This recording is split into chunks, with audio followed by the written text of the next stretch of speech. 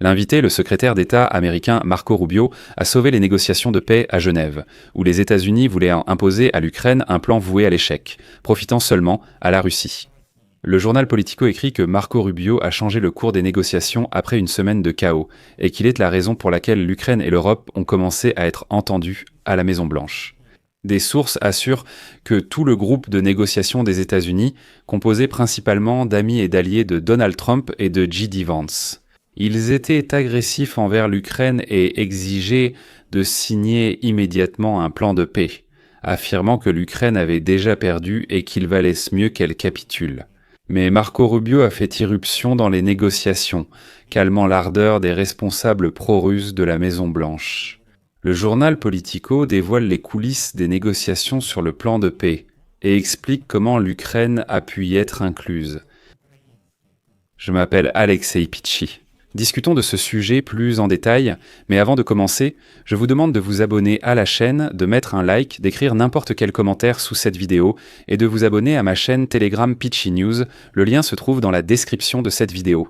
Là-bas, nous publions des actualités en temps réel dès qu'elles arrivent. Si vous souhaitez soutenir le travail de cette chaîne YouTube et être au courant de toutes les actualités, vous pouvez le faire financièrement avec n'importe quel don ou un abonnement payant en tant que sponsor, en utilisant les liens et les coordonnées dans la description de cette vidéo. Vous y trouverez différentes plateformes et coordonnées bancaires, ainsi que PayPal et même des portefeuilles crypto. Je vous serai donc reconnaissant de tout soutien. Selon Politico, le ministre de l'armée américaine, Dan Driscoll, un choix inhabituel pour jouer. Le diplomate a passé 2 jours la semaine dernière à transmettre un message ferme à l'Ukraine et à ses alliés européens. Acceptez la paix proposée. La proposition en 28 points d'ici la fête de Thanksgiving, le 27 novembre. Sinon, ce sera la fin de votre pays. Mais ensuite, le secrétaire d'État Marco Rubio est apparu. L'arrivée de Rubio à Genève dimanche pour rejoindre Driscoll et reprendre les discussions avec des hauts responsables ukrainiens a changé le ton des conversations. L'équipe de l'administration Trump s'est éloignée de la date limite stricte du jeudi 27 novembre et, selon Driscoll, les Européens et les Ukrainiens ont commencé à prendre davantage en compte des positions adéquates. C'est ce qu'affirment 4 sources du journal Politico impliquées dans les négociations. Le signe le plus évident de l'intervention de Marco Rubio est que le processus de négociation a brusquement ralenti. Et c'est une bonne chose. Encore une citation de Politico. La diplomatie chaotique des États-Unis a mis en lumière 2 vérités sur le rôle de Marco Rubio dans l'administration Trump. Premièrement, les interlocuteurs étrangers et ceux du Congrès le considèrent comme la main chargée de gérer le dossier russo-ukrainien. Il vient pour rétablir l'ordre et réorienter Washington vers ses alliés et partenaires, et non vers Moscou. Deuxièmement, la volonté du président Donald Trump d'abandonner la coordination traditionnelle des politiques entre les ministères et le cabinet a conduit à une politique étrangère chaotique, où plusieurs hauts responsables agissent chacun dans leur propre voie. Autrement dit, trop de personnes s'occupent de choses qu'elles ne peuvent pas et ne devraient pas gérer. Rubio, qui cumule 2 fonctions, n'a pas assumé son rôle habituel de conseiller à la sécurité nationale en coordonnant les plans ministériels avant leur application. Mais Rubio semble avoir trouvé un moyen, même tardivement, de rallier à sa cause d'autres responsables de l'administration à Genève. Il a mis de l'ordre dans les divergences au sein de l'administration qui avaient été rendues publiques quelques jours auparavant et, dans certains cas, quelques heures avant sa prise de fonction. Je vais expliquer un peu. Marco Rubio est le secrétaire d'État des États-Unis d'Amérique. C'est lui qui doit s'occuper de la politique étrangère. Son poste est en fait équivalent à celui de notre ministre des Affaires étrangères. Mais la semaine dernière, avant l'arrivée de Marco Rubio en Suisse, on avait l'impression que la politique étrangère était menée par le vice-président américain J.D. Vance, par l'intermédiaire de son ami proche Dan Driscoll. En fin de week-end, Rubio a pris les rênes car les négociations sont devenues plus souples.